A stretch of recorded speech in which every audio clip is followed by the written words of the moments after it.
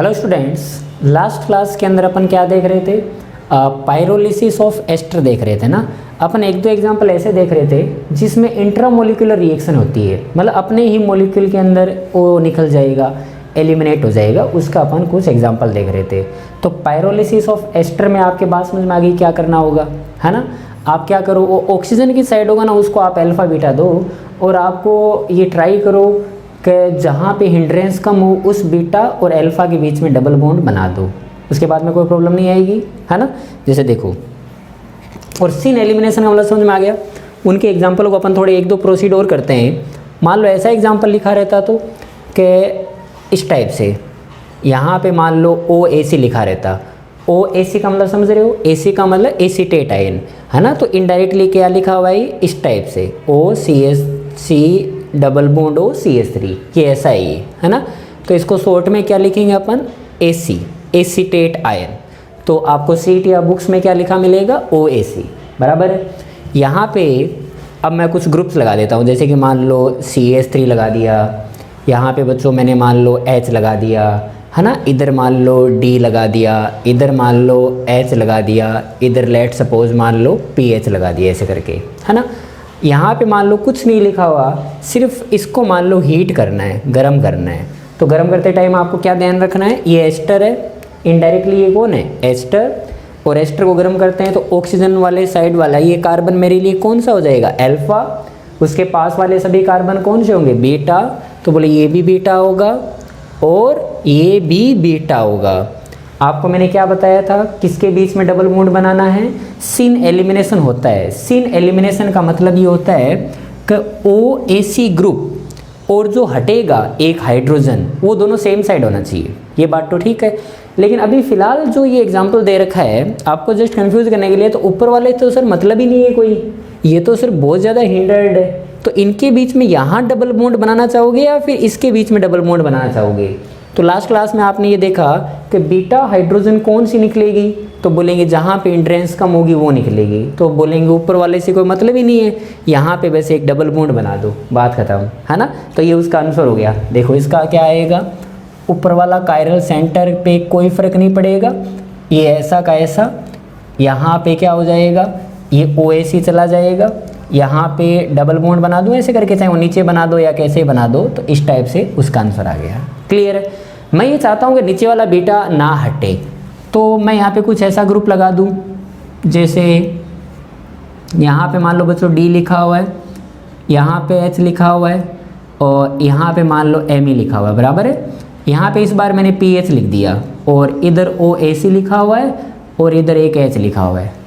आपको बोला इसको हीट करना है एक बार, तो बोले इसको सर गर्म करेंगे तो ये वाला कार्बन मेरे लिए अल्फा कार्बन है। अब ये वाला बेंजीन की रिंग वाला बीटा तो हो नहीं सकता, क्योंकि बेंजीन के ऊपर आप डबल बॉन्ड क्रिएट नहीं कर सकते। तो अब आपके पास चॉइस खत्म हो गई। तो अब आप बोलेंगे सर एक ही तो चॉइस बची, कौन सा, ये वाला बीटा। तो इनके बीच में आपको डबल बॉन्ड बनाना। तो अब आपको डिसाइड करना पड़ेगा, अब आपका नॉलेज काम आएगा कि सर अगर मैंने यहाँ पे डबल बॉन्ड बनाया तो उस केस में तो सर या तो जो डबल बॉन्ड बनेगा, कल को वो ज्योमेट्रिकल आइसोमेरिज्म शो किया तो सिस वाला बनेगा या ट्रांस वाला बनेगा। तो अब आपके वो दिमाग में आना चाहिए कि एस्टर का जब पायरोलिसिस चलता है तो एलिमिनेट जो होंगे, मतलब ये OAC वाला ग्रुप, OAC, और अगर मुझे मौका मिला H और D दोनों को हटाने का, तो आप किसको हटाना प्रीफर करोगे, OBS H को। H पहले हटता है। तो ये वाला सर बीटा वाला H, ये दोनों कहाँ होने चाहिए थे, सेम साइड होना चाहिए था। अगर ये सेम साइड नहीं है, क्योंकि ये किस टाइप का एलिमिनेशन है, सीन एलिमिनेशन है। तो मैंने आपको क्या बताया, जब भी फिशर दिया रहता है आप उसको किस में कन्वर्ट कर लो, सोर्स में कन्वर्ट कर लो।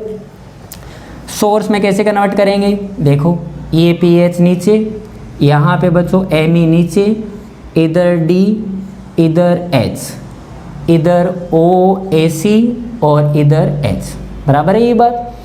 आप ट्राई करो कि ऐसा कोई प्रूफ करो कि OAC और ये H दोनों सेम साइड हो, चाहे आप इसको नीचे लाओ तो नीचे ले आओ, ऊपर लाओ तो ऊपर ले आओ, है ना।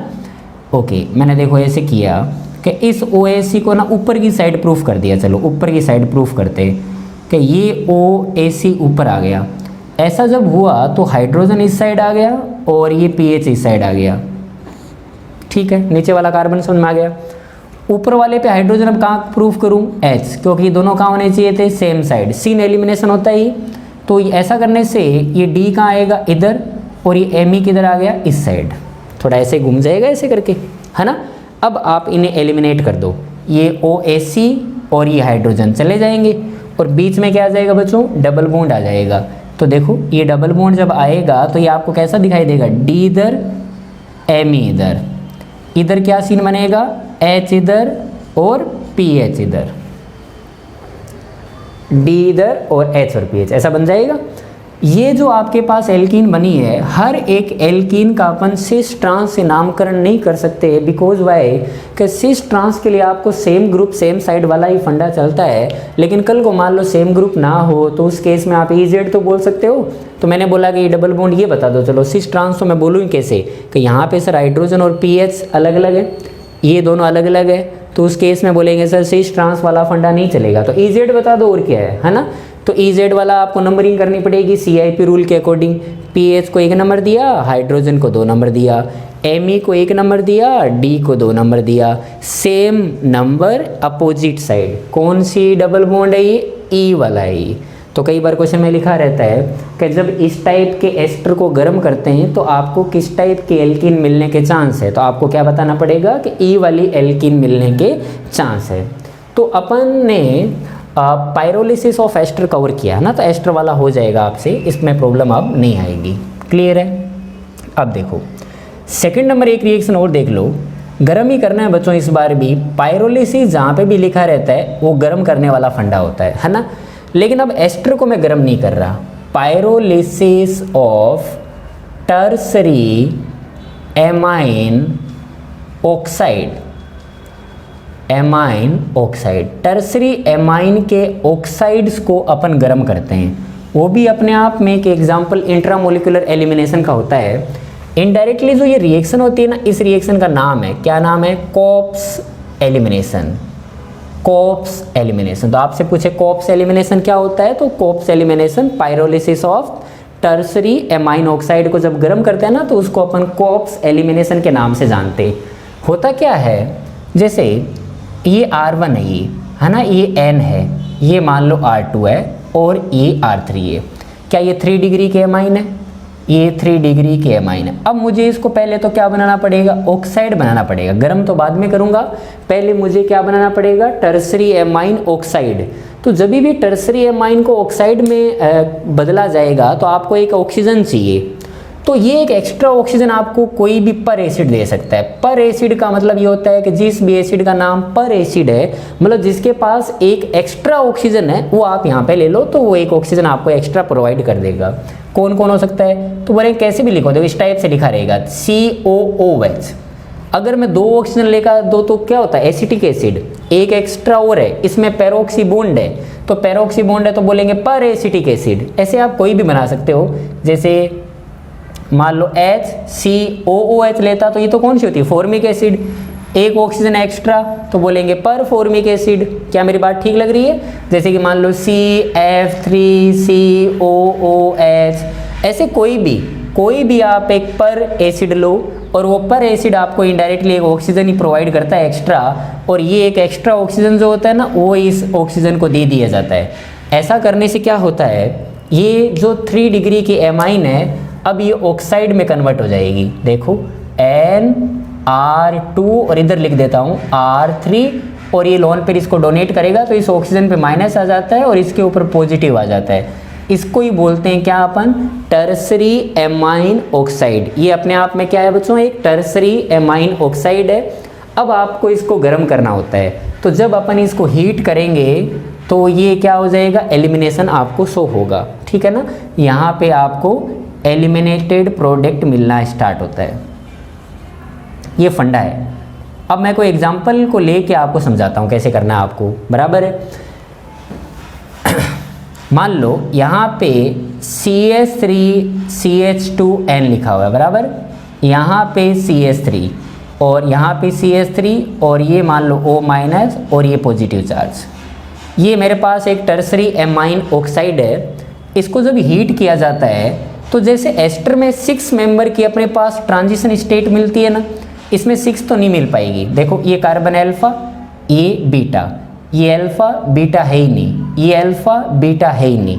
तो क्या होगा, इसको मैं ऐसे लिख रहा हूँ, ये जो बीटा वाला है ना हाइड्रोजन, मैं इसको ऐसे नीचे लिख दिया, ये वाला CH3 को क्या लिख दिया CH2H, बाद में इधर कौन आएगा CH2 ये वाला, उसके बाद में तो इधर ये नाइट्रोजन, उसके ऊपर 2 CH3 लिखे हुए हैं तो मैंने यहाँ पे ये 2 CH3 लिख दिए, उसके ऊपर एक पॉजिटिव चार्ज है, पॉजिटिव चार्ज लिख दिया, बाद में ये एक ऑक्सीजन का माइनस है, ये माइनस लिख दिया, बराबर है। अब इसमें होगा क्या, इसमें 5 मेंबर की बननी स्टार्ट होगी, ये वाला बॉन्ड नहीं है, ये इधर बॉन्ड बनाएगा तो ये इधर चला जाएगा, ऐसा करने से क्या होगा, ये बॉन्ड टूट जाएगा और इधर से ये टूट जाएगा, है ना। तो एक TS बनेगी जो 5 मेंबर की होगी, तो इसमें क्या बनती है 5 मेंबर की साइक्लिक ट्रांजिशन स्टेट बनती है 5 की, और पायरोलिसिस ऑफ एस्टर में 6 की बनती है। तो ये यहाँ जब आएगा तो डबल बॉन्ड बन जाएगा और ये पूरा ग्रुप निकल जाएगा, तो इनडायरेक्टली आपको एक एल्कीन मिल गई। तो इसका आंसर क्या आएगा CH2CH2। तो बोलेंगे जैसा पायरोलिसिस ऑफ एस्टर में करते थे वैसा ही इसमें करेंगे अपन, बराबर ये बात। चलो नोट डाउन करो।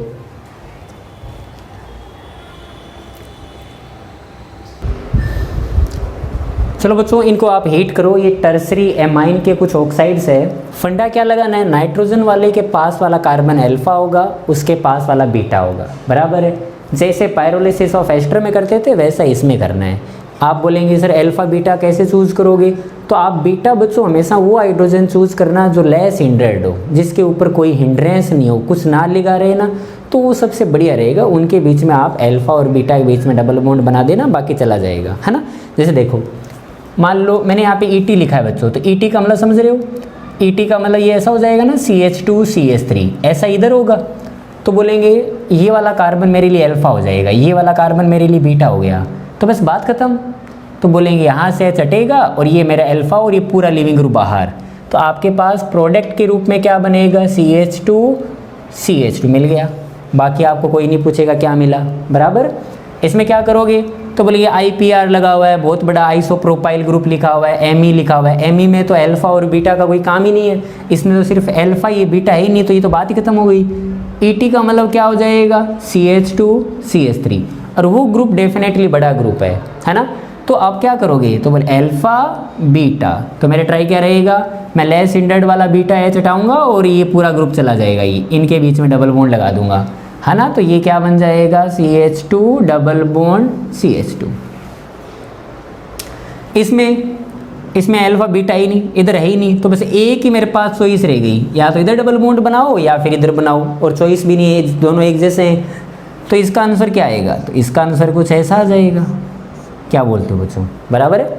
इसमें बोलो दिखाई, तो इसमें सर चॉइस है ना यहाँ पे ET की अल्फा बीटा, इसमें भी चॉइस है अल्फा बीटा, बेटर कौन सा रहेगा, तो बोले बेटर तो ये रहेगा, है ना। यहाँ पे बीटा जो होगा वो लेस हिंड्रेड होगा, इधर कार्बन वार्बन लगे। दूसरी बात ये 2 डिग्री का है, उधर वाला 1 डिग्री का है, तो 1 डिग्री वाला अपन नेगेटिव चार्ज प्रीफर करेंगे, है ना। तो बोलेंगे यहाँ पे क्या मिल जाएगा CH2 डबल बॉन्ड CH2। हमेशा लेस हिंड्रेड ही बीटा हाइड्रोजन निकलेगा, बस एक ही दिमाग में आपके बात रहनी चाहिए। जैसे इसमें तो सर इसमें बहुत सारे हैं, देखो अल्फा बीटा, ये भी beta, alpha beta, alpha beta, beta beta, कौन सा डबल बॉन्ड बनाओगे, तो लेस हिंड्रेड वाला मामला करो ना, तो ये वाला बस, बाकी पूरा निकल जाएगा। अपन को इतना बड़े से क्या मतलब है। हेलो आंसर, इसमें क्या करोगे, तो सर इसमें अल्फा आगे है ही नहीं कोई बात नहीं, तो ये मेरे लिए अल्फा है, ये मेरे लिए बीटा है, तो कौन सा बनाए, तो सर इधर बना दो चाहे इधर बना दो, एक ही बात है। तो इधर मैंने डबल बॉन्ड बना दिया, इसको हटा दिया, लेकिन ये मॉलिक्यूल से बाहर नहीं निकल पाया, तो वो पड़ा रहेगा ऐसे। यहाँ पे नाइट्रोजन O- और इधर Me, है ना, यहाँ पे डबल बॉन्ड रह जाएगा, ये उसका आंसर हो जाएगा। इसमें क्या करोगे भाई, तो इधर सर इसमें है ना, देखो इस बार CH2CH3 है, तो ये अल्फा है, ये बीटा है, ये अल्फा है, ये बीटा है, ये अल्फा है, बीटा है, बीटा है, ऐसे बहुत सारे ऑप्शन है आपके पास कि किसके बीच में डबल बॉन्ड बनाना है। तो बोले लेस हिंड्रेड के बीच में बनाना है सर, बीटा अगर 1 डिग्री वाला है तो ये सबसे बेटर रहेगा, पूरा ग्रुप बाहर। तो मेरे को आंसर मिल गया कि ये आंसर आना है। क्लियर हो गई बात, कैसे अपन हीट करेंगे। तो अब अपन ने एलिमिनेशन रिएक्शन बच्चों कंप्लीट कर ली, ये बहुत खुशी की बात है। अपन ने सब्स्टिट्यूशन रिएक्शन भी कंप्लीट कर ली, ये और भी खुशी की बात है।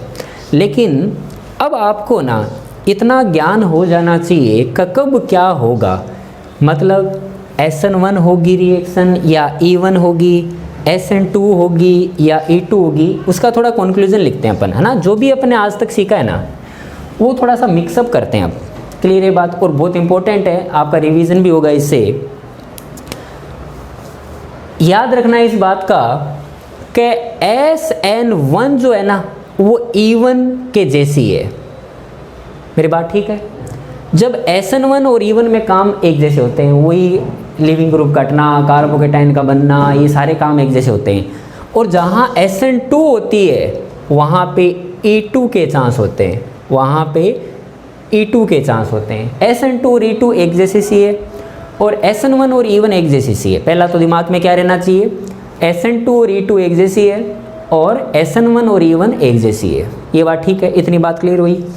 जैसे मान लो मेरे पास कोई एल्काइल हैलाइड है और ये एल्काइल हैलाइड बच्चों लेट सपोज मेरे पास ये CH3X है, मिथाइल हैलाइड है।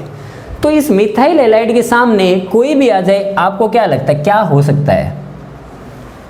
तो बोलेंगे अगर मान लो कोई एनाइन वाला न्यूक्लियोफाइल आया हुआ है, क्योंकि हर एक नेगेटिव चार्ज बेस की तरह भी काम कर सकता है और न्यूक्लियोफाइल की तरह भी काम कर सकता है। लेकिन अगर मान लो कोई 0 डिग्री का एल्काइल हैलाइड है, यहाँ पे चाहे आप कोई भी न्यूक्लियोफाइल लिख दो, कोई भी न्यूक्लियोफाइल, है ना, चाहे आप I- लिख दो, चाहे आप CN- लिख दो, चाहे आप N3- लिख दो, चाहे आप RO- लिख दो, चाहे आप OH- लिख दो, मतलब कोई भी, मैंने कोई भी लिखा, बराबर है ये बात। ये सब के सब स्ट्रॉन्ग न्यूक्लियोफाइल्स है, सब के सब, क्योंकि नेगेटिव चार्ज वाले हैं। चाहे आप अमोनिया लिख दो, नाइट्रोजन का लोन पेयर लिख दो, मीन्स कोई भी काम कर लो आप। क्या लगता है आपको बच्चों, किस टाइप की रिएक्शन आप बोलोगे? ये सब के सब negative charge, indirectly strong base है और स्ट्रॉन्ग न्यूक्लियोफाइल भी है, सारे काम कर सकते हैं। लेकिन ये अपना करेक्टर बेसिक वाला शो करेंगे तो आपके दिमाग में आना चाहिए E2, क्लियर है, या E1। और मैंने बोला अटैक वाला मामला तो फिर SN2। याद रखना मिथाइल हैलाइड में सिर्फ और सिर्फ SN2 रिएक्शन ही हो सकती है, E1 और E2 के तो चांस इसमें है ही नहीं। क्यों? एलिमिनेशन अगर आप कराओगे बच्चों तो एलिमिनेशन में डबल बॉन्ड बनेगा, तो बोलेंगे अगर डबल बॉन्ड बना तो फिर वो डबल बॉन्ड के लिए तो एक कार्बन तो हो ही नहीं सकता ना, कम से कम 2 कार्बन तो चाहिए। इसका मतलब खेल ही खत्म हो गया। मिथाइल हैलाइड में ओनली SN2, केवल और केवल SN2 ही हो सकती है। बोलेंगे SN1 क्यों नहीं हो सकती? क्योंकि अपने आप लिविंग ग्रुप हटे और CH3 पॉजिटिव चार्ज बन जाए, ऐसी पॉसिबिलिटी है ही नहीं। CH3 पॉजिटिव चार्ज अपने आप बनता ही नहीं। तो इन चारों के अंदर अगर कोई मिथाइल हैलाइड है तो वो एक ही टाइप की रिएक्शन शो कर सकता है, विच इज़ SN2 ओनली, बराबर है।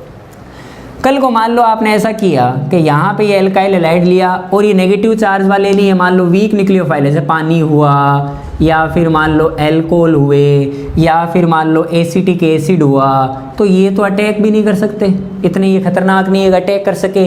और X अपने आप हटेगा नहीं, इसका मतलब नो SN1 के चांस थे लेकिन SN1 हो नहीं सकती, तो ये कभी भी इसके ऊपर अटैक नहीं कर सकते बच्चों, नो रिएक्शन, अपने आप वाला कोई काम नहीं हो सकता, बराबर है। 0 डिग्री के एल्काइल हैलाइड पे कहानी समझ में आ गई। 0 डिग्री वाला एल्काइल हैलाइड जो होगा, 0 डिग्री वाला जो मिथाइल हैलाइड बोलते हैं उसे, उसमें कभी भी E2 या E1 का सीन तो नहीं बनेगा। चाहे आप टेम्परेचर हाई टेम्परेचर पे काम करो, चाहे आप लो टेम्परेचर पे काम करो, कोई फर्क नहीं पड़े, टेम्परेचर कितना ही बढ़ा दो, एलिमिनेशन तो पॉसिबल ही नहीं है ना। तो यहाँ पे वेदर हाई टेम्परेचर और लो टेम्परेचर, कोई भी टेम्परेचर ले लो, कोई फ़र्क नहीं पड़ना, बराबर है ये बात। ओके, अब आते हैं बच्चों 1 डिग्री के एल्काइल हैलाइड पे। 1 डिग्री का अगर आपने एल्काइल हैलाइड लिया तो अब क्या क्या सीन हो सकता है भाई? तो अब अपन बोलेंगे सीन ऐसा हो सकता है कि अगर मान लो आपने स्ट्रॉन्ग न्यूक्लियोफाइल ले रखा है, एल्काइल हैलाइड जो होते हैं वो E1 रिएक्शन के लिए तो जाने ही नहीं जाते हैं, आपको मैंने बताया था एक बार। और SN1 की बात रही तो SN1 तो वीक वाले कैटेगरी में होने के चांस है, मतलब मैं अगर ऐसे बोलूँ आपको कि यहाँ पे मैंने पानी ले रखा है, या फिर मैंने एल्कोहल ले रखा है, या फिर मैंने कोई ऐसा ले रखा है जो अपने आप को वीक न्यूक्लियोफाइल की कैटेगरी में बोल रहा है, weak nucleophile as well as weak base भी है सबके सभी।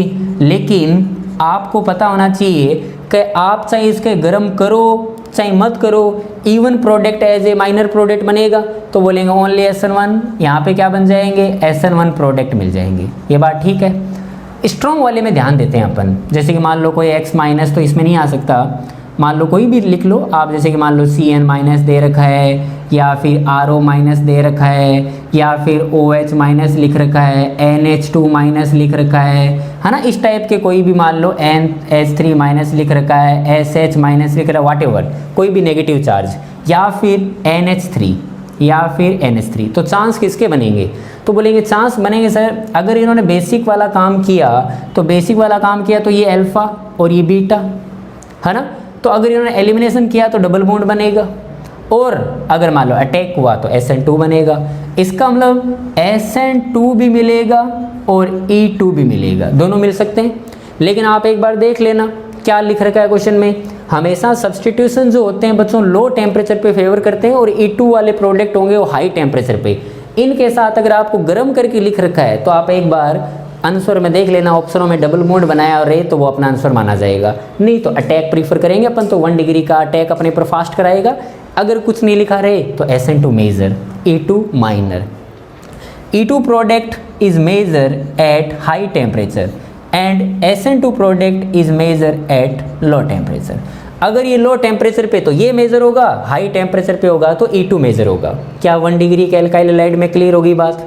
ओके तो बोलेंगे सर E1 की तो बात की नहीं, तो एल्काइल हैलाइड्स E1 रिएक्शन के लिए वैसे भी जाने नहीं जाते हैं। अब आओ बच्चों आगे, 2 डिग्री के एल्काइल हैलाइड में सबसे ज़्यादा कन्फ्यूजन होता है अपन को, क्योंकि इसीलिए एग्जाम में मोस्टली 2 डिग्री का एल्काइल हैलाइड अपन को दिया हुआ मिलता है। अगर अपने पास 2 डिग्री का कोई एल्काइल हैलाइड है, 2 डिग्री का एल्काइल हैलाइड है ना, एक चीज़ ये भी याद रखना कि अगर मान लो ऐसा मैं बोलता तो जैसे कि मान लो ये CH3 है, ये CH3 है, यहाँ पे CH2X है, क्या ये 1 डिग्री का है या नहीं है? तो बोलेंगे सर ये 1 डिग्री का है। अगर मान लो मैंने बोला कि इस टाइप से मैं ले लेता, यहाँ पे CH3, यहाँ पे CH2X, ये भी 1 डिग्री का है। यहाँ पे अगर मैं बात करूँ कि CH2, CH2, CH2X, ये भी 1 डिग्री का है।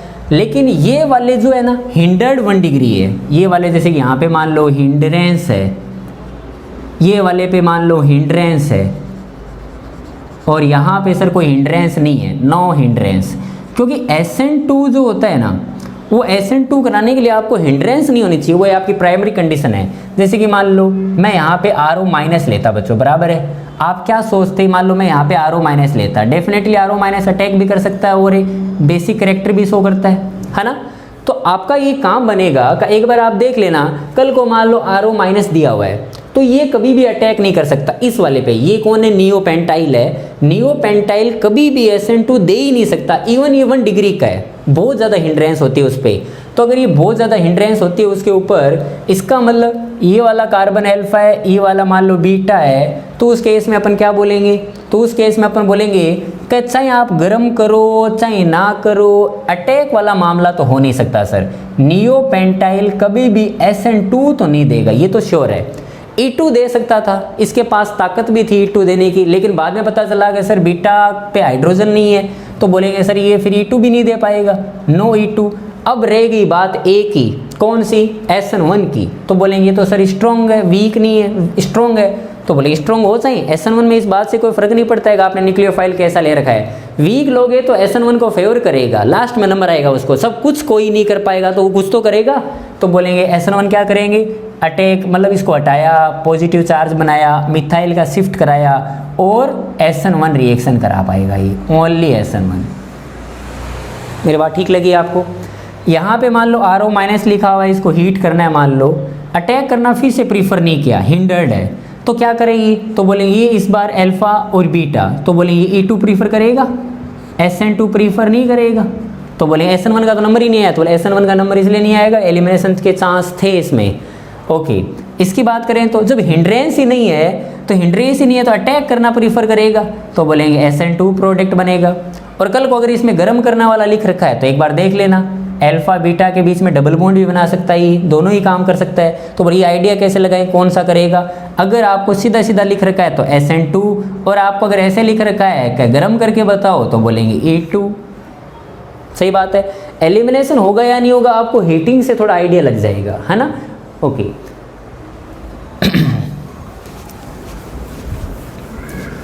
अब अपन बात करते हैं 2 डिग्री के एल्काइल हैलाइड की, कि 2 डिग्री का एल्काइल हैलाइड कैसा होना चाहिए। 2 डिग्री में बच्चों थोड़ा ध्यान रखना पड़ेगा आपको कि भाई RX लिखा हुआ है यहाँ पे और ये CH3, this is 2 degree alkyl halide, very very important. 2 degree के अंदर बहुत ध्यान से काम करना। इसमें सीधा सीधा एक मात्र कंसेप्ट है कि यहाँ पे कोई न्यूक्लियोफाइल आपको लिखा रहेगा। Nucleophile can also behave like a base, वो बेस की तरह भी बिहेव कर सकते हैं। ये अगर मान लो सीधा सीधा लिख रखा है, कुछ नहीं लिखा, तो बिल्कुल बच्चों ये अटैक करने के इसके चांस है। कब? लो टेम्परेचर पे। आपको कोई टेम्परेचर ना लिखा हुआ मिले तो अटैक करेगा, और ये SN2 प्रोडक्ट ही उसके मेजर कंसिडर किए जाएंगे, ठीक है। लेकिन अगर मान लो ये नेगेटिव चार्ज है जो आपने लिख रखा है न्यूक्लियोफाइल पे, भाई न्यूक्लियोफाइल इनडायरेक्टली इसको बेस भी तो बोल सकते हैं, यही तो बेस होता है कि बेस को अलग से थोड़ी होंगे, वही होंगे I-, है ना, वो सब बेस होते हैं अपने पास। ये अगर है और मान लो आपको हाई टेम्परेचर पे लिख रखा है, हाई टेम्परेचर पे, in case of high temperature आप क्या कराना प्रीफर करेंगे, बोलेंगे एलिमिनेट भी अपन करा सकते हैं, लेकिन उसका बेसिक कैरेक्टर क्या होना चाहिए, वो स्ट्रॉन्ग बेस होना चाहिए। क्या मेरी बात ठीक है। जैसे कि मान लो आपके पास बच्चों I- लिख रखा है ना, CN- लिख रखा है, ये इस टाइप से अगर लिख रहे हैं ना तो अटैक ही कराते हैं भाई। I- तो बताओ कहाँ से आया हुआ है, HI से आया हुआ है। HI इज स्ट्रॉन्ग एसिड, अगर वो स्ट्रॉन्ग एसिड है तो I- is a weak base, और वीक बेस कभी भी E2 को फेवर नहीं करते। For E2 reaction strong base is required. कल को मान लो ये हाई टेम्परेचर दे रखा है लेकिन I- लिखा हुआ है तो I- तो बच्चों अटैक ही करेगा उस लिविंग ग्रुप पे। क्या मेरी बात ठीक है। या फिर कोई ऐसा जो बेसिक कैरेक्टर स्ट्रॉन्ग किसके होते हैं, तो बेसिक कैरेक्टर तो इनके होते हैं, जैसे कि मान लो NH2- है, या फिर RO- है, या फिर बच्चों OH- है। बेसिकली E2 कराने के लिए आपको इन तीनों में से कोई मिलता है जनरली। अगर इन तीनों में से कोई नेगेटिव चार्ज वाला है तो डेफिनेटली अल्फा बीटा एलिमिनेशन कराएगा, 100% कराएगा। और E2 प्रोडक्ट उसके क्या बनेंगे, as a major product consider किए जाएंगे। E2 product elimination, alpha beta elimination, बराबर है। अगर बात की जाए कि SN1 की, तो सर एल्काइल हैलाइड कभी भी SN1 प्रीफर नहीं करते, तो सॉरी E1 प्रीफर नहीं करते। यहाँ पे मान लो आपने वीक ले रखा है, पानी ले रखा है, एल्कोहल ले रखे हैं, कोई एसिटिक एसिड ले रखा है, या फिर कोई न्यूट्रल वाला ले रखा है जो अपने आप को वीक मानता है, लेकिन वो नाइट्रोजन का लोन पेयर नहीं होना चाहिए बच्चों, है ना। एक्सेप्ट अमोनिया, एमीन, ये नहीं होनी चाहिए, ये तो अटैक कर देंगे। हॉफमैन वाली एग्जेस्टिव एल्काइलेशन, ये सब नहीं होनी चाहिए बच्चों। अगर ये हुए तो शायद प्रॉब्लम हो सकती है अपने, प्लीज़ इसका ख्याल रखें, बराबर है। तो SN1 के चांस हो जाएंगे, SN1 प्रोडक्ट मिलेंगे। बोले E1 अगर मैं गर्म कर दूं तो इनके साथ, तो गर्म कर दो तो सर E1 के बनेंगे ज़रूर, लेकिन E1 को अपन मेजर कंसिडर नहीं करेंगे, E1 को करेंगे तो माइनर ही, बराबर है। बात खत्म हो गई। अब अपन बात करते हैं 3 डिग्री के एल्काइल हैलाइड की, कि 3 डिग्री के एल्काइल हैलाइड के साथ क्या होगा। 3 डिग्री का एल्काइल हैलाइड अगर पास है RC, कोई मान लो एल्काइल हैलाइड, इधर भी CH3 और इधर भी CH3, तो 3 डिग्री का एल्काइल हैलाइड है। तो यहाँ पे चाहे आप कोई भी न्यूक्लियोफाइल लिया, मान लो मैंने NU- लिया, कोई बहुत ही खतरनाक लिया, मान लो बहुत खतरनाक लिया, लेकिन बोलेंगे तो सर अटैक तो करना ही नहीं देगा। 3 degree alkyl halide never show SN2 reaction, चाहे आप कितना ही खतरनाक ले लो, गरम करो चाहे नहीं करो। आप यहाँ पे मान लो हीट किया हुआ लिखा हुआ है, या फिर मान लो हीटिंग नहीं लिखा हुआ, आप करोगे क्या। तो मान लो हीटिंग हो चाहे ना हो, अपन प्रोडक्ट तो एक ही बनाएंगे, E2 प्रोडक्ट हमेशा, क्योंकि बनने वाली एल्कीन स्टेबल बनेगी। 3 डिग्री एल्काइल हैलाइड की E2 रिएक्शन फास्ट होती है, नो SN2, कभी भी SN2 तो पॉसिबल ही नहीं है in case of strong nucleophile. Negative charge अगर स्ट्रॉन्ग है तो, अगर आपने वीक ले रखा है, अगर आपने बच्चों वीक न्यूक्लियोफाइल ले रखा है, तो उस केस में क्या करेंगे, वीक न्यूक्लियोफाइल में बच्चों 3 याद रख लेना, पानी हुआ, एल्कोहल हुआ, एसिटिक एसिड हुआ, इस टाइप से, बराबर है, मतलब कोई भी एसिड, कार्बोक्सिलिक एसिड। तो फिर ये वीक है तो E2 करा नहीं पाएगा, तो बोलें क्या करें, ये ओनली एक रिएक्शन शो कर सकता है 3 डिग्री का एल्काइल, SN1 भी बहुत फास्ट देता है, ओनली SN1, बराबर है। साथ में हीट करोगे अगर तो आपको E1 के प्रोडक्ट भी मिलेंगे, लेकिन अपन को मेजर की बात कर रहे हैं तो बच्चों ओनली SN1 प्रोडक्ट ही अपने लिए मेजर कंसिडर किए जाएंगे। क्या लगता है बच्चों, हो गई बात। और 3 डिग्री एल्काइल हैलाइड में कुछ हो नहीं सकता, ये 2 ही पॉसिबिलिटीज़ हो सकती थी, उसके अलावा कोई पॉसिबिलिटीज़ नहीं हो सकती। क्या थोड़ी बहुत फील आई कब SN1 होगा, कब SN2 होगा, कब E2 होगा, कब नहीं होगा। आपको एरो पे सॉल्वेंट भी तो लिखे मिलते हैं। मेरे पास 2 टाइप के रिएक्शन हैं, एक तो E2, एक SN2, एक मेरे पास E1, एक SN1, ये दोनों एक साथ चलती है और ये दोनों एक साथ चलती है। E2 रिएक्शन में बच्चों ट्रांजिशन स्टेट मिलती है और इसमें इंटरमीडिएट बनता है, ये बात तो ठीक है दोनों में।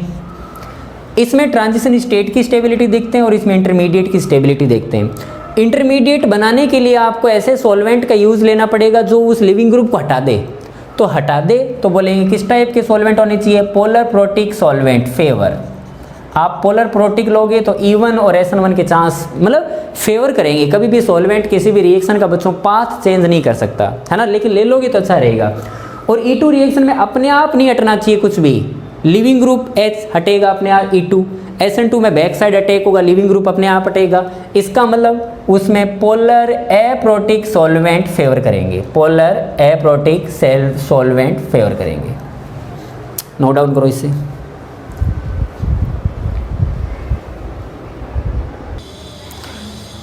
चलो बच्चों ये बात समझ में आ गई।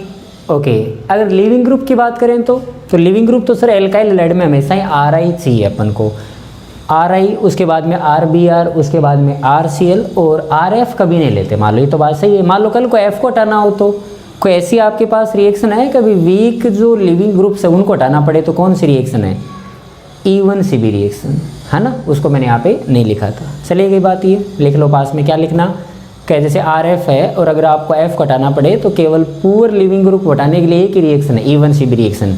कभी उसमें SN1 नहीं हो सकती, कभी वो SN2 अटैक करके बाहर नहीं किया जा सकता, ये बात ठीक है। बेंजीन पे कभी अटैक नहीं होता, तो मतलब बेंजीन के ऊपर लिखा हुआ X ना तो कभी E2 से हटेगा, ना SN1 से हटेगा, ना SN2 से हटेगा, कोई रिएक्शन पॉसिबल नहीं है। विनाइलिक हैलाइड भी कभी डबल, विनाइलिक हैलाइड मतलब डबल बॉन्ड के ऊपर लिखा हुआ X, कभी भी SN2 अटैक नहीं करा सकता, SN1 नहीं हो सकती, E2 नहीं हो सकती उसके अंदर, बराबर है ये बात। ये सारी बातें आपको एक समरी के फॉर्मेट में लिखो उसी पेज पे, है ना। अब आपको क्या करना है, अगर मान लो मैं आपको बोलूँगा मुझे डिफरेंस या फिर कुछ भी सिमिलरिटीज़ लिखनी है तो आप लिख पाओगे 5-5 पॉइंट, ठीक है। जैसे चलो मुझे पहले बताओ कि E1 रिएक्शन अपने पास है और आपने E2 भी पढ़ी है, E2 रिएक्शन भी पढ़ी है, इसमें चाहे सिमिलरिटीज़ लिखो चाहे डिससिमिलरिटीज़ लिखो, लिख के बताओ, 5 पॉइंट लिख के बताओ। चलो इसमें क्या क्या लिखोगे, आपके लिए क्वेश्चन है ये। पहला पॉइंट, क्या खास बात है, E1 क्या रिप्रेजेंट करता है, ये E1 क्या है, ये यूनिमोलिकुलर एलिमिनेशन रिएक्शन, ये 2 क्या है, बाईमोलिकुलर एलिमिनेशन रिएक्शन। पहला पॉइंट हो गया बाईमोलिकुलर एलिमिनेशन रिएक्शन और ये क्या है, यूनिमोलिकुलर एलिमिनेशन रिएक्शन। दूसरा, E1 का मतलब क्या होगा, X अपने आप हटेगा, मतलब जो भी लिविंग ग्रुप लिखा रहेगा वो अपने आप हटेगा, कार्बोकेटाइन बनेगा, कार्बोकेटाइन रीअरेंज भी करेगा, सारे ही काम होंगे। इसमें ऐसा कुछ नहीं होगा, इसमें एक पेंटावेलेंट ट्रांजिशन स्टेट मिलेगी आपको, जो एंटी पेरीप्लेनर ट्रांजिशन स्टेट मिलेगी। पेंटावेलेंट तो उसमें मिलती थी, किसमें, SN2 वाले में। E2 में क्या मिलेगी, एंटी पेरीप्लेनर ट्रांजिशन स्टेट। इस बात को लिखो बच्चों। इसमें क्या होगा, इंटरमीडिएट फॉर्मेशन होगा, वो भी इंटरमीडिएट भी कौन सा बनेगा, कार्बोकेटायन, कार्बोकेटायन इंटरमीडिएट फॉर्मेशन। और अगर ये इंटरमीडिएट फॉर्मेशन होगा तो ऑब्वियस बात है रीअरेंजमेंट भी होगा, carbocation rearrangement possible, rearrangement possible. इसमें इसमें अपन ये लिखेंगे नो इंटरमीडिएट फॉर्मेशन। पहले तो यहाँ पे क्या लिख लो, no intermediate formation, no rearrangement possible, only antiperiplanar transition state is formed. एक antiperiplanar transition state ही बनेगी, उसके अलावा और कुछ नहीं हो पाएगा, है ना। चलो और बताओ E1 की और क्या खास बात है, किस टाइप के सॉल्वेंट फेवर करेंगे। तो सर SN1 हो चाहे E1 हो, polar protic, polar protic solvent favour E1 reaction. इसमें तो इसमें sir polar aprotic solvent favours, polar aprotic solvent favour. Leaving group की बात करें अगर, तो एल्काइल एलाइड आप कैसा लेना पसंद करोगे, तो RI लेना पसंद करेंगे सर। क्यों, अपने आप हटे तो I पहले हटेगा, और RF तो कभी लेना ही पसंद नहीं करूँगा सर, ये कभी भी E1 रिएक्शन नहीं देगा, देगा तो E1C भी देगा लेकिन E1 तो नहीं देगा। अगर मैं इसकी बात करूं कि इसमें आप किस टाइप के एल्काइल एलाइड लेना चाहोगे, तो सर इसमें भी RI लेना चाहेंगे, RBr, RCl, RF नहीं ले सकता सर, E2 रिएक्शन नहीं करता RF, है ना। ओके, 6 नंबर पे मुझे बताओ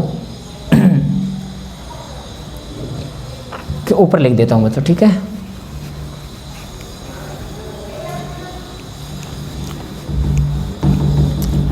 पोटेंशियल एनर्जी डायग्राम अगर बनाना हो तो कैसे बनाओगे, तो पोटेंशियल एनर्जी डायग्राम ऐसे बनाऊंगा, देखो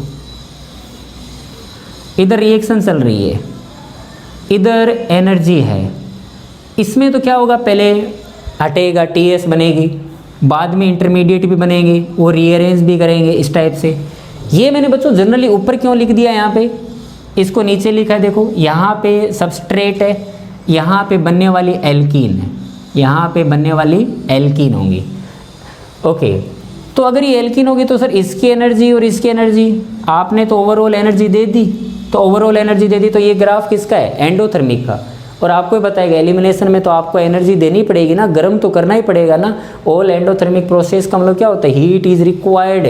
तो इसी टाइप के ग्राफ आते हैं, चाहे E1 का हो चाहे E2 का हो, मतलब ऊपर वाला ग्राफ, है ना। अगर मैं इससे भी नीचे कर देता ना तो ऊष्मा क्षेपक हो जाता, एक्सोथर्मिक हो जाता, बराबर है। इस टाइप का आएगा E1 में। अगर मैं E2 में बोलूँ तो सर E2 में तो किसी प्रकार का इंटरमीडिएट तो बनता है नहीं, उसमें तो एक TS बनती है, बस बात खत्म हो जाती है वहीं, ओनली 1 TS, एक ही TS, डायरेक्ट यहाँ पे एल्कीन बन जाएगी, बराबर है। और अगर 2 या 2 से ज़्यादा एल्कीन बने तो सेटजेफ एल्कीन इसमें भी मेजर होती है, और E1 में भी सेटजेफ एल्कीन मेजर होगी। 7 नंबर पे Saytzeff alkene as a major product, इसमें सेटजेफ कोई मेजर मानते हैं अपन, तो बोले इसमें भी तो सेटजेफ कोई मानते, तो इसमें कोई डिसिमिलरिटीज नहीं है। एल्कीन एज ए मेजर, बराबर है। E1 के अंदर आप किस टाइप का डिग्री का एल्काइल एलाइड लेना चाहोगे, तो बोले एक्स हटेंगे तो कार्बोकेटाइन स्टेबल होना चाहिए, तो 3 डिग्री का। जो आप RX की बात करें तो 3 डिग्री का होना चाहिए, 2 डिग्री और 1 डिग्री। कभी ये तो नहीं होना चाहिए भाई, क्यों नहीं होना चाहिए कि एलिमिनेशन कर नहीं पाएगा ये किसी प्रकार से। इसमें तो इसमें भी 3 डिग्री का ही होना चाहिए। SN2 में तो क्या होता है 0 डिग्री वाला, इसमें अटैक थोड़ी करना है, बनाना तो इसमें भी एल्कीन है, तो 3 डिग्री वाले में डेफिनेटली ऐसी एल्कीन बनेगी जिसमें अल्फा H ज़्यादा होंगे, तो बोले इसमें भी 3 degree, 2 degree, 1 degree, CH3 never show any kind of E2 reaction, बराबर है ये बात। E1 और E2 में अगर मैं कभी भी बोर्ड में क्वेश्चन पूछूँ तो बता दोगे, ओके। कोई भी क्वेश्चन पूछ सकता हूँ, कभी SN2 और E2 में बताओ क्या डिफरेंस है, SN2 और E2 में, तो बता दोगे कि SN2 में सर ऐसा होता है, SN2 में डिग्री उल्टी आती है, उसमें अटैक करना होता है, ओके। यहाँ पे एक पॉइंट और लिख लो 9th में, किस टाइप के बेस चाहिए आपको, तो बोलेंगे वीक बेस आर रिक्वायर्ड, इसमें strong base are required, heating is required, दोनों में हीट तो दोनों में ही चाहिए। All type of elimination reaction required heating, गर्म तो आपको करना ही पड़ेगा अगर आप एलिमिनेशन कराना चाहते हो तो।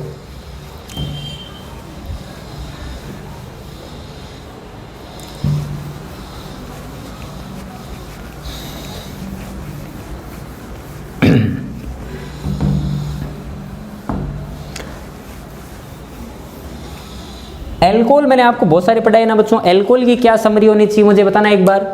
जैसे कि मान लो ये एल्कोहल है, ये OH है, ये है ना।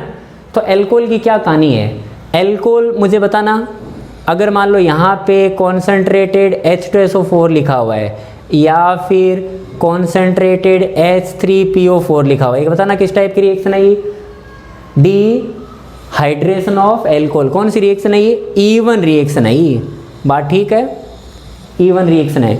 अगर मान लो मैंने बोला कि चलो बताना एक बार, एल्कोहलों की रिएक्शन PCl5 के साथ या PCl3 के साथ या फिर SOCl2 गर्म करना हो तो ये किस टाइप की रिएक्शन है? तो बोले ये RCl तो मिलता है इसमें, वो तो ठीक है, लेकिन रिएक्शन कौन सी है? ये SN2 रिएक्शन है ना। ओके, अगर मान लो मैंने आपसे पूछा कि ROH है, ROH यहाँ पे बच्चों लिखा हुआ है SOCl2, यहाँ पे बच्चों एक पिरिडीन और लिखना पड़ेगा आपको अगर आप SN2 वाले में लिख रहे हो तो। और ये डार्जन प्रोसेस है, लेकिन अगर मान लो सिर्फ इतना सा लिखा हुआ है तो कौन सी रिएक्शन है बताओ बनेगा? तो इसमें भी RCl, लेकिन कौन सी रिएक्शन हो जाएगी? कौन सी रिएक्शन हो जाएगी ये? SNI, याद है ना, SNI रिएक्शन। याद आ रही बातें सारी? ये इवन रिएक्शन। कभी भी एल्कोहल किसी टाइप के SN2 रिएक्शन शो नहीं करते। एल्कोहल में सिर्फ 4 ही टाइप के अपने पास एल्कोहल है। जैसे कि मान लो आपको मैंने बोला कि ROH है, उसकी रिएक्शन बच्चों HI के साथ करानी है, तो किस टाइप की रिएक्शन? प्रोटोनेशन कराओ, OH बाहर करो, कार्बोकेटाइन को घुमाओ, फाइनली उस पर I लगाओ, इस टाइप से करते थे। कौन सी रिएक्शन है ये? SN1 reaction. केवल वो 4 एल्कोहल कौन से हैं भाई? एक तो मेथेनॉल, एक एथेनॉल, एक प्रोपेनॉल और एक ब्यूटेनॉल भी लेते हैं कई बार। इनकी रिएक्शन अगर कॉन्सेंट्रेटेड HI के साथ कराई जाए तो ये अटैक करना प्रीफर कर देते हैं कि इनमें बनने वाले कार्बोकेटाइन थोड़े ठीक ठाक नहीं बनते। याद रखना ये 4 एल्कोहल ही ऐसे हैं जो कॉन्सेंट्रेटेड HI के साथ SN2 प्रोडक्ट देते हैं, SN2 product. Otherwise alcohols are popular for SN1 reaction with concentrated HI, है ना।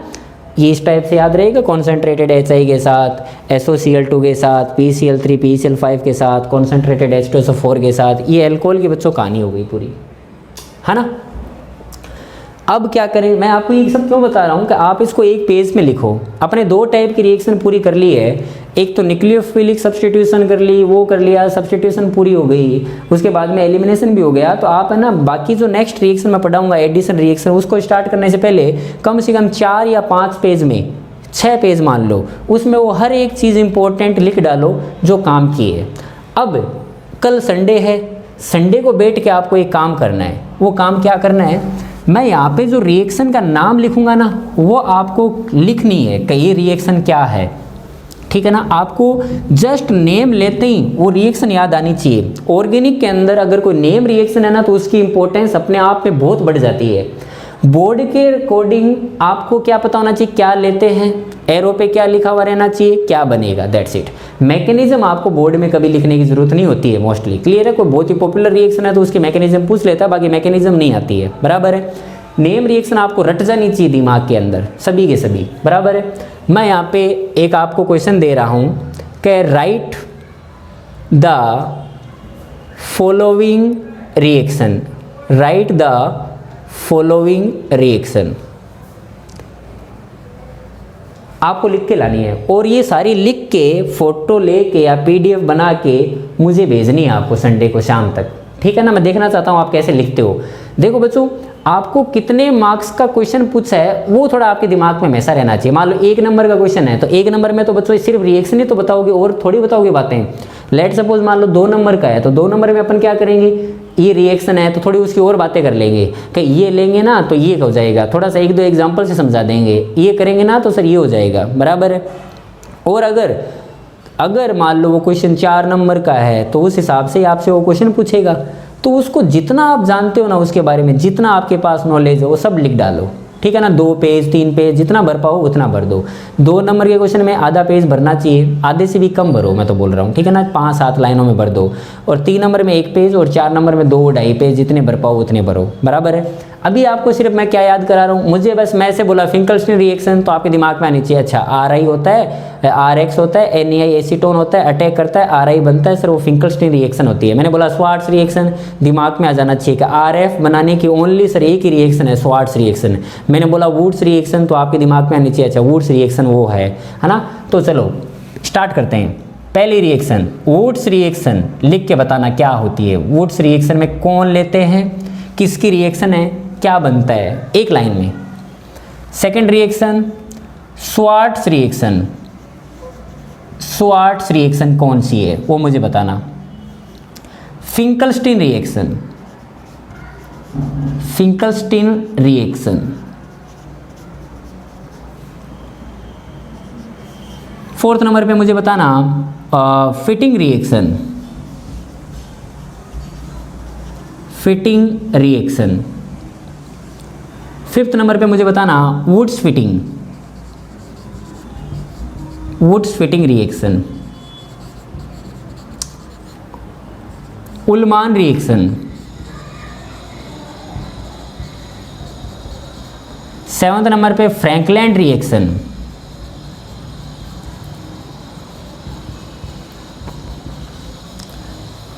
एट्थ नंबर पे फ्रैंकलैंड हो गई ना, बाद में मुझे हुन्सडीगर बताना, हुन्सडीगर रिएक्शन। नाइन्थ नंबर पे मुझे बताना आप सिमोनिनी रिएक्शन।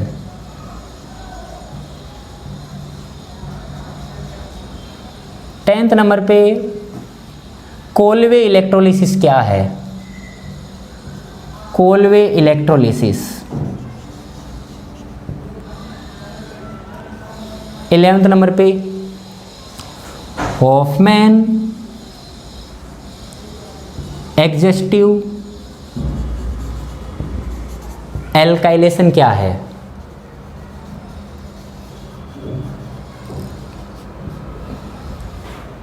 12th नंबर पे मुझे बताना डार्जन प्रोसेस क्या है, डार्जन प्रोसेस।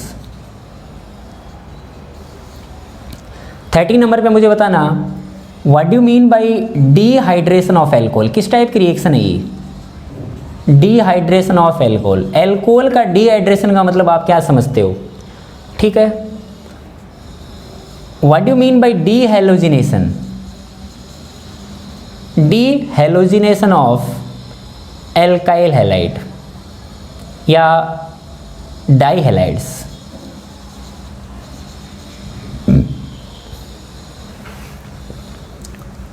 फिफ्टी नंबर पे, 60 नंबर पे और कोई रिएक्शन है बच्चों, नेम रिएक्शन जो आपने पढ़ी हो, आप तो बोल भी नहीं सकते, क्लास में होते तो याद दिला देते एक आधी ना। SN1 SN2 okay. Lucas test क्या है, Lucas test, what do mean by Lucas test, क्या है ये लुकस टेस्ट, किसे बोलते हैं, किस टाइप का टेस्ट है, क्या करेगा ये, है ना। ओके लुकस टेस्ट हो गया। रिएक्शन आपने लिख ली, एलिमिनेशन रिएक्शन भी आपने पढ़ी, एल्कोहलों की हो गई, डिहाइड्रेशन भी पढ़ा, डीहैलोजिनेशन भी पढ़ा। उसके बाद में इवन सी भी तो इतनी इंपॉर्टेंट नहीं है तो मैं नहीं पूछ रहा, ठीक है। अब ऐसे लिखना आप, difference in E1 and E2, आपको E1 और E2 में 5 डिफरेंस बता देना। डिफरेंस हो चाहे वो बच्चों ऐसे लिख लो, एक्सप्लेन। आपको डिफरेंस ही नहीं बताने, आपको सिमिलरिटीज है वो भी चलेगी। Explain E1 and E2 table बना के 5-5। Explain SN1 and SN2, SN1 और SN2 में क्या डिफरेंस है, क्या सिमिलरिटीज है, 5 to 7 पॉइंट लिखना। अगर मान लो इनमें से कोई ले लूँ तो जैसे एक्सप्लेन SN2 एंड E2, इन दोनों में क्या सिमिलरिटीज है, क्या डिसिमिलरिटीज है, बराबर है। 19 और 20 पूरा करेंगे अपन। और आपसे क्या पूछा जाए रिएक्शन मैकेनिज्म के रिगार्डिंग, है ना, जो काफ़ी इंपॉर्टेंट है। PCl5 PCl रिएक्शन चल गई, हॉफमैन एग्जिस्टिव एल्काइलेशन हो गया, है ना, अमोनिया की रिएक्शन हो गई, हीट भी करा दिया उन्हें, पायरोलिसिस भी हो, पायरोलिसिस पूछूं, एस्टर का पायरोलिसिस, वो भी रहने दो एक बार, कोई बड़ी कम बड़ा काम नहीं है वो तो।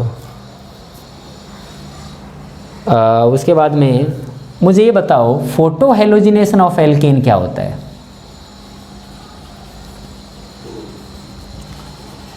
ऑफ एल्केन, एल्केन का फोटो हेलोजिनेशन का मतलब क्या समझते हो भाई, है ना? उसके बाद में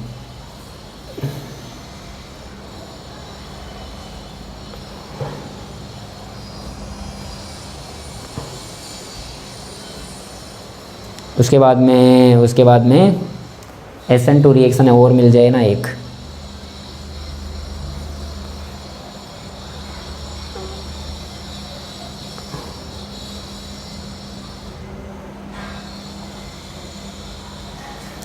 ओके, एक मुझे बताओ आप, ऑर्डर ऑफ न्यूक्लियोफिलिसिटी, याद है ना, सफलता की सनक इंडिया हो लैंड की आज़ादी को बर्बाद करती है, वो आपके दिमाग में होना चाहिए कि स्ट्रॉन्ग न्यूक्लियोफाइल कौन होता है, वीक न्यूक्लियोफाइल कौन होता है, ऑर्डर ऑफ न्यूक्लियोफिलिसिटी, अच्छा न्यूक्लियोफाइल कौन होता है। ये बच्चों 20 है। अब आपके कोई मन में ऐसा डाउट है कि सर कितना लिखना है, क्या लिखना है, वो और क्लेरिफाई कर लो। जैसे मान लो वुड्स रिएक्शन में आप क्या लिखोगे, ये बच्चों आपके अपने आप में एक शॉर्ट नोट्स होने चाहिए। ये मैं क्यों लिखा रहा हूँ पता है, ये आपके जो आपने बुक बनाई है ना उसी के आगे लिखना है, बराबर है, कोई अलग से नहीं लिखना है। आपका जहाँ लेक्चर खत्म होगा ना उसके आगे स्टार्ट करना आपको ये, ठीक है। आपने वुड्स रिएक्शन लिखी, अब वुड्स रिएक्शन में क्या चीज़ें जो इंपॉर्टेंट है और क्या चीज़ें जो आपको याद रहनी चाहिए वो चीज़ यहाँ पे लिखनी है। वो चाहे 2 लाइन में आए, चाहे 5 लाइन में आए, चाहे 7 लाइन में आए, अपन अभी मार्क्स डिसाइड नहीं कर रखेंगे ये इतने मार्क्स के हिसाब से लिखनी है। वुड्स रिएक्शन में बोलेंगे किसकी है सर, एल्काइल हैलाइड की है। क्या करना होता है सर, सोडियम ईथर की प्रेजेंस में होती है, एक्स हटाओ डॉट बनाओ सर, 2 डॉट की रिक्वायरमेंट होती है, चिपका देते हैं, एल्केन बनता है सर। और अगर कभी ए के मॉलिक्यूल में 2 एक्स होते हैं तो सर वो अपने चिपक जाते हैं, कुछ भी बन सकता है सर। ये वुड्स रिएक्शन की सर खास बात है। अब बोलेंगे स्वार्ट्स रिएक्शन, तो स्वार्ट्स रिएक्शन की खास बात सर ये है कि आरएफ बनाने की सर एक ही रिएक्शन है ये, उसमें सिल्वर के सॉल्ट लिखे रहते हैं या मर्क्यूरी का कोई भी फ्लोराइड लिख लो, कोई भी, अपन ऐसा बोलेंगे एक इंटर एक्सचेंज हेलोजन रिएक्शन है ये। और फिंकलस्टीन रिएक्शन भी सर यही है, उसमें NaI एसीटोन लेते हैं सर, उसमें RI बनता है सर। फिटिंग, तो फिटिंग क्या है, तो फिटिंग में सर 2 बेंजीन जोड़ देते हैं, बाईफिनाइल बन जाता है। वुड्स फिटिंग एक लाइन में, उल्मान एक लाइन में, फ्रैंकलैंड एक लाइन में, हुंसडीगर, तो हुंसडीगर में सर ये किसकी है, तो सिल्वर सोल्ट की है सर, कार्बोक्सिलिक एसिड की। उधर क्या लिखा रहता है, Br2 एक्सेस में ऐसे करके सीन बनाया हुआ रहता है, RBr सर मिलता है। लेकिन अगर सर आपने उस Br2 की जगह I2 ले लिया ना तो सर आपको RI नहीं मिलेगा, एस्टर मिलेगा। That type of reaction is Simonini reaction. बोलेंगे कोलवे क्या है, कोलवे ने सर कोई सॉल्ट का इलेक्ट्रोलिसिस किया था, किसका, सोडियम और पोटेशियम कार्बोक्सिलिक एसिडों का। उसने देखा कि एनोड पे ये मिला, CO2 मिली, जो तो इंपॉर्टेंट बात है उसको आपको लिखनी है। हॉफमैन, तो हॉफमैन वाले में क्या था, एल्काइल हैलाइड पे अमोनिया अटैक किया, फिर एमीन अटैक किया, करता करता करता करता क्वाटरनरी सॉल्ट तक पहुंच गया। That is known as Hofmann exhaustive alkylation. Darzens process sir 2 होती है, एक SNY वाली होती है और एक SN2 वाली होती है। पिरिडीन के साथ में लेंगे तो SN2 और अगर नहीं लेंगे तो सर SNI। मैकेनिज्म याद नहीं रखनी है डायरेक्ट कि SNI। Okay, dehydration of alcohol sir E1 को समझाना है सर, क्या वो प्रोटोनेशन कराया, हटा, कार्बोकेटाइन बनाया, रीअरेंजमेंट कराया, फाइनली अल्फा नाम दिया, उसके पास वाले कार्बनों को हटा हटा के चेक किया, जो डबल बॉन्ड स्टेबल ज़्यादा वो सेथजेफ और सेथजेफ एल्कीन मेजर मिलेगी। ऐसे ही आपको डी एलोजिनेशन क्या कराना है कि सर जिंक लिखा रहेगा या सिल्वर लिखा रहेगा, उसका पाउडर लिखा रहेगा, दोनों एक्स अपोजिट होने चाहिए, वो बीच में से गायब हो जाएंगे, डबल बॉन्ड आ जाएगा। लूकस टेस्ट सर एक अल्कोहल का टेस्ट है जो ये बताता है अपन को कितने डिग्री का अल्कोहल है टाइम के साथ। बोलेंगे रिएजेंट क्या होता है, तो बोले ZnCl2 होता है एनहाइड्रस और कॉन्सेंट्रेटेड HCl होता है। E1 और E2 में डिफरेंस आपको खुद को लिखने दिमाग से, SN1 और SN2 में डिफरेंस या फिर जो सिमिलरिटीज है वो अपने आप लिखनी, ये भी अपने आप करना है। फोटो हेलोजिनेशन में तो बोलेंगे सर फोटो हेलोजिनेशन में एल्केन की रिएक्शन है सर, ये एल्केन की ही रिएक्शन है। sp3 कार्बन पे लगा हुआ हाइड्रोजन ये हटा सकता है और फ्लोरिनेशन अपन कराते नहीं है, बहुत ही एग्जेस्टिव टाइप होती है, बहुत ही एक्सप्लोजिव टाइप होती है। आइडोनेशन इसलिए नहीं कराते सर, वो बैकवर्ड आ जाती है। क्लोरिनेशन और ब्रोमिनेशन में सर ब्रोमिनेशन सेलेक्टिव है, क्लोरिनेशन सेलेक्टिव नहीं है। ऑर्डर ऑफ न्यूक्लियोफिलिसिटी की बात करें तो सर सफलता की सनक इंडिया और लैंड की आज़ादी को बर्बाद करता है, फोकट में से अल्कोहल में पानी कौन मिलाता है, this is the all about nucleophile. बराबर है ये बात, क्या लगता है बच्चों, हो जाएगा ना। ओके, ये अब अपन मंडे से स्टार्ट करेंगे एडिशंस रिएक्शन, है ना। एडिशन रिएक्शन वो इन्हीं के ही क्या है भाई है ना। वो अब रिएक्शन है क्या होने जा मिक्सअप हो गई अब सब, है ना। अब आएगा मज़ा, क्लियर है? चलो मैं क्वेश्चन ऑफ द डे लिखता हूँ।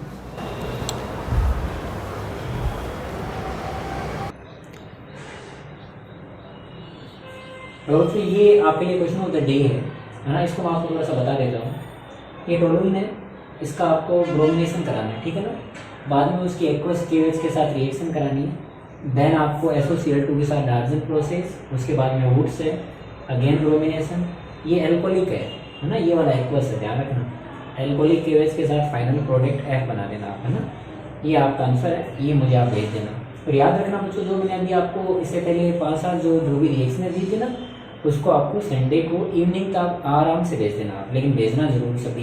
क्लियर है ये बात? ओके बच्चों, थैंक यू। और मंडे से अपन क्या स्टार्ट करेंगे? Addition reaction. क्लियर है? Thank you.